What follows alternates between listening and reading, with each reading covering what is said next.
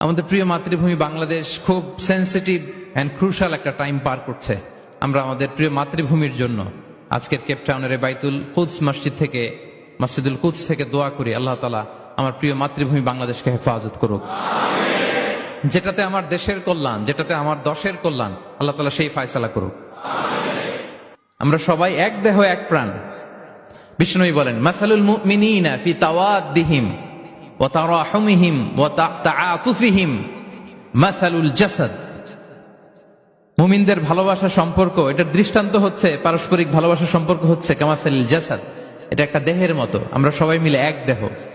দেহের কোনো অঙ্গ যদি ইনজুর্ড হয়, সারা দেহ যেমনি কষ্ট পায়, বিশ্বের কোথাও আমার কোনো দিনী ভাই যদি কষ্ট পায়, আমাদের প্রত্যেকের হৃদয়ে রক্তক্ষরণ ঘটে। চিল্লায় বলেন ঠিক কিনা?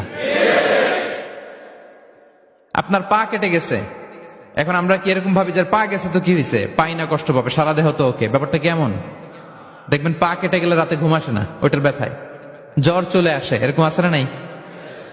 এই জন্য বিষ্ণু ইসলাম বলেছেন, মাসালুল জাসাদ, একটা দেহ, দেহের এক অঙ্গ ইনজুর্ড হলে যেমনি সারা দেহ কষ্ট পায়, পুরো দেহটা রাত জেগে থাকে, জ্বর এসে যায়, তেমনি গোটা বিশ্বের কোন প্রান্তে, কোন জনপদে, কোন এলাকায় কোন মুসলিম ভাইয়ের যদি কষ্ট হয়, সেটা আমাদের হৃদয়ে যেয়ে লাগে। ঠিক কিনা বলেন? ফিলিস্তিনের ভাইয়েরা যদি কাঁদে, আমাদের ভালো লাগে?